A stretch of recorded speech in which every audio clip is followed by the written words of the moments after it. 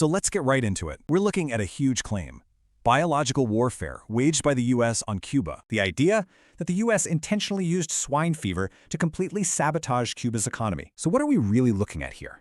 A plausible hypothesis or just a classic conspiracy theory? All right, so what makes this accusation even believable? Let's break down the arguments for it. Proponents say the goal was purely economic warfare. This wasn't about casualties, it was about destruction. And then there's this, a supposed confession from a CIA agent, a huge piece of the puzzle. Plus, there's history.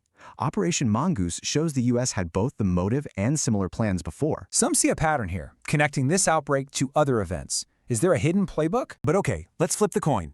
What if this is just a really well-crafted but empty story? Well, the biggest counterargument is there's just no hard proof. No documents, no forensics, nothing. So that anonymous agent, is he a real whistleblower or just a convenient storytelling tool? You know, even the source seems unsure how it happened. That kind of undermines the whole insider claim. And just because something like Mongoose happened before doesn't prove this specific thing happened now. This brings us to a really useful tool for thinking about this: Occam's razor. So what's more likely, a super complex secret plot or a contaminated sandwich from a traveler? So you have two ideas, birds versus sandwiches. One sounds like a spy movie. The other happens all the time. And when you chart it out, you see the problem. Lots of historical context, not a lot of proof. So it boils down to this.